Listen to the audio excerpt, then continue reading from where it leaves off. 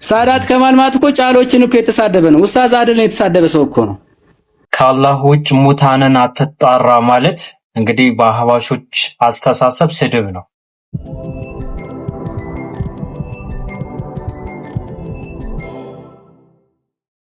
ቢስሚላህ አልሐምዱሊላህ ሰላቱ ወሰላም አላ ረሱሊላህ ወአላ አሊሂ ወሰህቢሂ ወመዋላ። ውድና የተከበራችሁ የቻናላችን ተከታታዮች አሰላሙ አለይኩም ወራህመቱላሂ ወበረካቱ። ዛሬም የጌታችን ያላህ መልካም ፍቃድ ሆኖ ለእናንተ አስተማሪና ቁም ነገር አዘል የሆኑ ቪዲዮዎችን ይዤላችሁ ብቅ ብያለሁ። እስከ ቪዲዮአችን ፍጻሜ ድረስ አብራችሁን ሁኑ። ዛሬ ደግሞ ሳዳት ከማል ተሳዳቢ ነው ሲሉ ሰማሁኝ ላይቭ ላይ። እነማን ስንል ማዲሆቻችን ማለትም አዝማሪዎቻችን። እስቲ እንስማቸው። ሳዳት ከማል ማለት እኮ ጫሎችን እኮ የተሳደበ ነው። ኡስታዝ አድልን የተሳደበ ሰው እኮ ነው። እንግዲህ ኡስታዝ ሳዳት ከማል ማለት ጫሌዎችን እና አደም ምናምን የሚባሉ መቃብር ላይ አንዋር መስጂድ ላይ ጫት እያቀበለ ለሴቶች የነበረው ኡስታዝን ተሳደበ እያለ ለምን ጫት አቀበልክ ስላለ ነው አሁን ስድብ የሆነው። እሺ ቀጥል። እናንተ ጉደኞች ነብይ የሁሉን ቀላቢ አይባልም ስላለ ነው ስድብ የሆነ። እሺ ቀጥል። አንተ አሁን አንዋር መስጂድ ላይ ስታስጨፍር ነበር አይደለ? ጓደኛዬ ታሞ እኔ ከኔን ወጥለት ነበር አለ። ይሄ ልጅ ነው በነገራችን ላይ እንደዛ ያለው። ከዛ ጓደኛው እንዲሞት ሰበብ የሆነ ግለሰብ ነው በነገራችን ላይ መጠየቅ አለበት። ከራማት ለወለ። እሺ ቀጥል።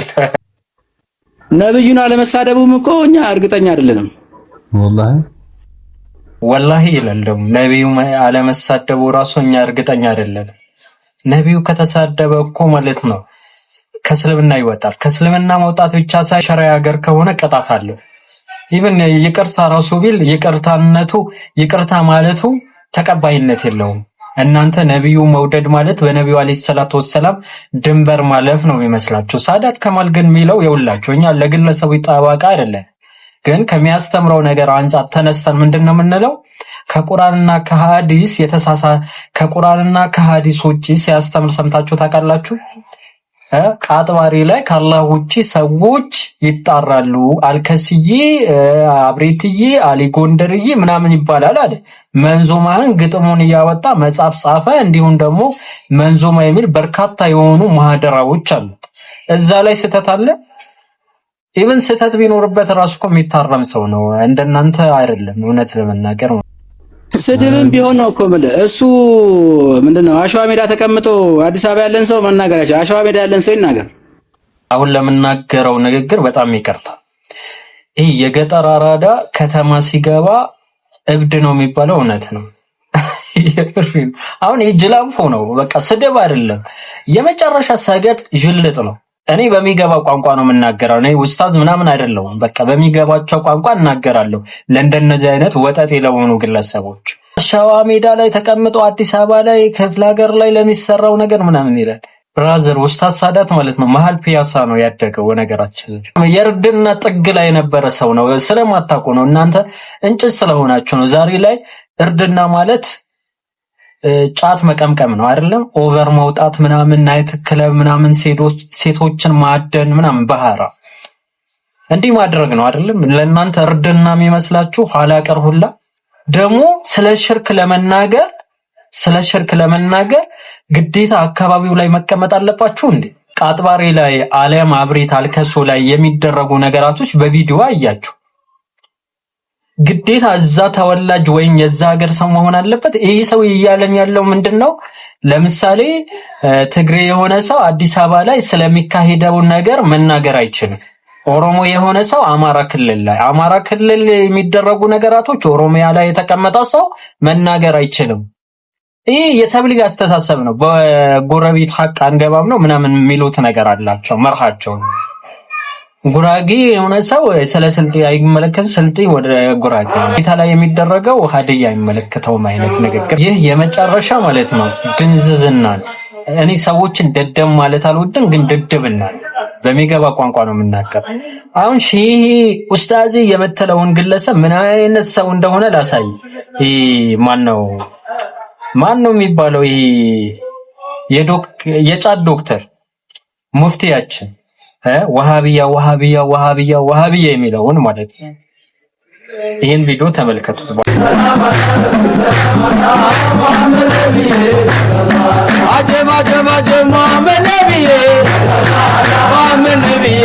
እንግዲህ እንደተመለከታችሁት የሆነ ራፐር ማለት ነው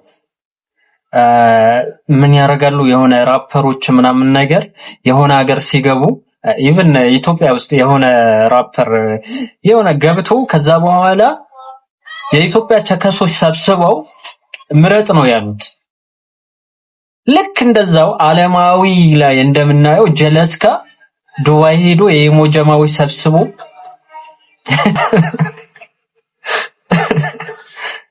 ከዛ ደግሞ ማለት ነው ጋርዶች ናቸው፣ በሴቶች ነው የምትጠበቀው። አቤት ከራማ እኮ ከሰማይ ነው የወረዱ። ሁረላይን ናቸው እንዳትሉ ደግሞ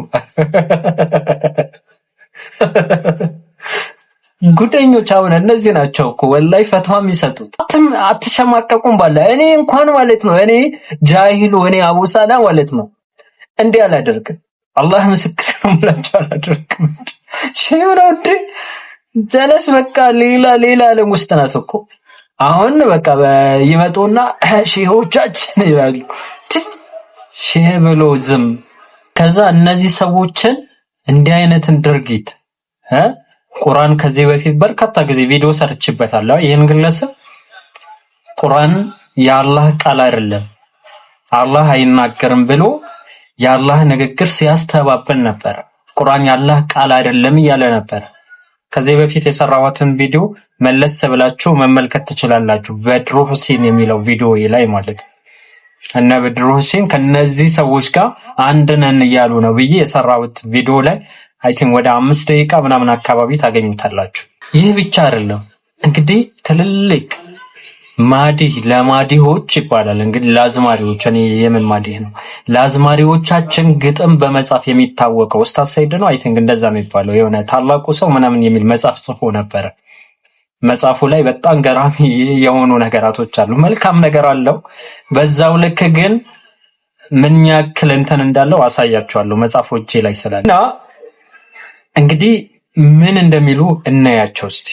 በዘበን ያላችሁ ሳዳቶች አኺያር ቀኝ እጄን ጨብጡኝ ወድቄ እንዳልቀር ሽሊላ ጌቶች ናርሂቡ ዱስቱር መቼም ለእናንተ ሁሉም አያምር በእናንተ የሸሸ መነዝ የማያፍር አጀብ ጌቶች አትለፉኝ አደቤን ባያምር አደበ ቢስቡላ እንደኔ ቢኖር ባሪያ ሲባል ማጥፋት እለት ነው ድር ለናንተ ይገባል ያጠፋ መማር ጌቶቼ ጠራኋቸው ምናምን ነገር ይልና በእናንተ የዞረ መቼም አያፍርም እጅን ያዙኝ ምናምን ነገር ይላል ግጥሙ። አረ ያስዋል እንግዲህ እንደሰማችሁት ነው። ይህ ማን ነው እንዲህ እያለ ያለው? ጌቶቼ እያላቸው ያሉት የውላችሁ አልጫዎች ናቸው። ምናልባት እኮ ማይሰግዱ ራሱ ሊሆኑ ይችላሉ። ምናልባትም ደግሞ አላህን በብቸኝነት እንዲመለክ የታገሉን ሰዎች ሊሆኑ ይችላሉ። አናቅ በጊዜው ስላልነበርን ማለት ነው። አንቶ ፈንቶ ወሬ ነው የሆነ መጽሐፍ ምናምን ለምሳሌ የሼህ ሁሴን ጅብሪል ትንቢት ምናምን ተብሎ የተጻፈ መጽሐፍ አለ አይደለ? ክርስቲያን ነው የጻፈው። አይገርም? ክርስቲያን ነው የጻፈው። ከዛ ይላል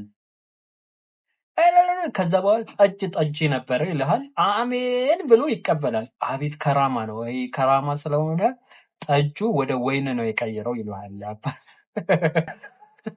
ወደ ማርነት ቀይሮ ነው የጠጣው ይላል። ሰላት አይሰግድም ነው። አይ እኮ ሌላ ነው። ማናው ምን መሰላችሁ ይላል። አርሽ ላይ ወጥቶ ሰግዶ ተመለሰ ማለት ዲፋይንስ ያደርግልህ ማለት እና እነዚህ ግለሰቦች ወድቄ እንዳልቀር እጅን ያዙኝ በእናንተ የሸሸ መቼም አያፍርም እያለ እንግዲህ በሺዎች የተመካ እንዲህ ተመካ ኺያ በማይሞተው ጌታ አላህ ነው አይደለም የሚለው ቁርአን በግልጽ። እነዚህ ሰዎች የሸሸ ጉዳዩ ወደ እነዚህ ሰዎች ያስጠጋ ሰው በሁለት ሀገር ማለት ነው ኪሳራ ውስጥ ይገባል። አሂራ ላይ ደግሞ ዘላለም የሆነ ገሃነምን ይወርሳል። በዚህ ህይወት ላይ ከሞተ ማለት ነው። ሽርክ ማለት የሰራናቸው ነገራቶች በአጠቃላይ ድምጥማጡ ስለሚያጠፋ ነው። መውሊድን በተመለከተ ኡስታዝ ወሂድ አንድ ተናገረው ንግግር አለ። የመጨረሻ ማሳረጊያችን እሱ ይሆናል። ለዛሬ ይህን ኳልኳችሁ። ወሰላሙ አለይኩም ወራህመቱላሂ ወበረካቱ። እሺ ሁለት ጥያቄ ያለኝ ኡስታዝ።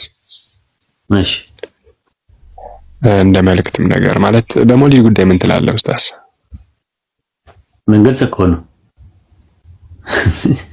ማለት እንትን ነው ማሽሞን የሚያስፈልገው ነገር አይደለም። እኔ አቋሜን በደንብ ነው በግልጽ አድርጌ ማስቀምጠው። ምንም እንትን የለም። ብዙ ጽሁፍ ጽፌያለሁ። በአመት ሁሌ ጽፋለሁ እኔ ራሱ ማለት ነው። መውሊድ የሚባለው ነገር በረሱል ሰለላሁ ዐለይሂ ወሰለም ጊዜ አልተሰራበትም። በሰሃባዎች በታቢዮች ከዛ በኋላ በሶስተኛው ትውልድ ከዛ አራቱ አይማዎቻችን መዛቦቻችን አያውቁትም።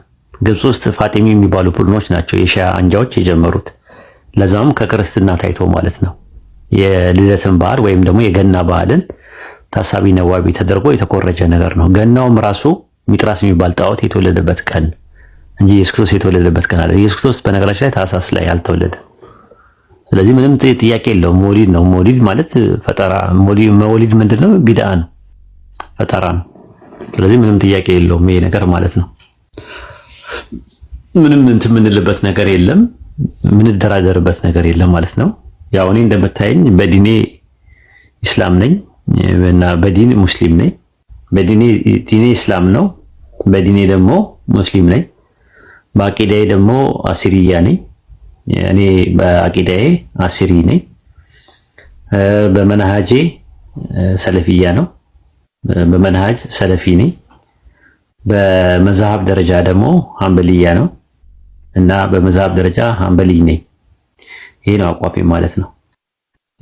ግልጽ ሆኖ ነው ሰው መሄድ ያለበት ከሄደ። እኔ ንጽጽርም ሳስተምር እንደዛ ነው የምሄደው። የሆነ እንደዚህ የተደበላለቀ ነገር አይመቸኝም ኡስታዝ።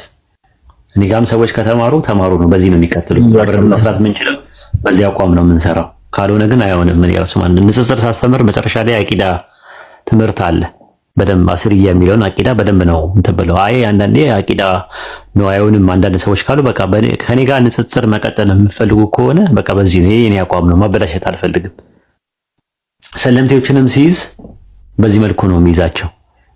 ጥርት ብለው ሳይምታታባቸው ሳይደነካከሩ ጥልልና ጠንፍፍ አድርገው ዲናቸውን ይዘው ውልግድ ሳይሉ እንዲሄዱ ነው ፈልገው እንጂ እኔ መተው ሰልመው መተው እዚህ ጫጥቃሚ እንዲሆኑ አልፈልግም። እኔ ቀብር ላይ እንዲደባለሉ አልፈልግም። እኔ ማለት ክርስትና ውስጥ የነበሩበትን ነገር መሆን የለበትም። ፍጡራንን እንዲያጎበድዱ ፍጡራንን ድረሱልኝ እንዲሉ አልፈልግም። እኔ ምንድነው ከዛ ለምን ጠራዋቸው? እኔ ከዛ ጠራናቸው አመጣናቸው። ተመልሶ ደግሞ ኢስቲጋሳ ምናምን ነገር የሚባሉ ነገሮች የተበሩክ ምናምን ነገር ተወሱል ምናምን እያሉ ፍጡራንን ሄዶ ዚያራ ቀብር ዚያራ ምናምን የሚባል ነገር የለሜ አቋም ነው ማለት ሰው የተመቸው ነገር ይላል። ይሄ እኔ አቋም ነው። ያ ማለት ሌሎችን አልሳደብም፣ ሌሎችን አልነክፍም፣ በመከባበር መነጋገር ይቻላል የሚል አቋም አለኝ። ሌሎቹን አላከፍርም። ለምሳሌ ሰዎችን እንደዚህ ናችሁ ብዬ አላከፍርም። አንድ ሰው ላኢላሃ ኢለላህ ካለ መነጋገር እንችላለን በዲኑ ኢስላም። እንደገና ደግሞ ክርስቲያኖችም ከእስልምና ውጭ ያሉትን ወደ ኢስላም እንዲመጡ ጥሪ እናደርጋለን ማለት ነው። እነሱን በስነ ስርዓት ማናገር ከቻለን እነዚህ ከመንገድ ወጥተዋል ብለን የምናስባቸውን ሰዎች በተረጋጋ መንፈስ መነጋገር ይቻላል ብዬ ነው ማምነው። መሰዳደብ መፍትሄ አይሆንም። ለምሳሌ ስድብ መኖር የለበትም። በሰለጠነ መንገድ ቁጭ ብለን መነጋገር እንችላለን። ካልሆነም ደግሞ በልዩነታችን መቀመጥ እንችላለን። ግን ስድብ መፍትሄ አይሆንም። ሰውየውን ስለሰደብከው አታስተምረውም። ጠርዝ በመጠዝጠዝ ሰውየውን በማመናጨቅና በመመንጨቅ ወደ እውነት ማምጣት አትችልም። ስለዚህ ምን እንደባደብለት ምን እውነት የለንም። እውነት ከሆነ ያዝነው በቃ ይሄ የኔ አቋም ነው። ከዛ ደግሞ አቋሜ ይሄ ነው የኔ አሸሪያ ነኝ ካለ ሙተዚላ ነኝ ካለ ጀህሚ ነኝ ካለ ማትሩዲያ ነኝ ካለ አቂዳው የተስተካከለ ነው ብዬ እኔ አላምንም በዚህ መልኩ። ነገር ግን በዚህ መልኩ እንትን ማለት እንችላለን፣ መነጋገር እንችላለን ብሎ መነጋገር ይቻላል።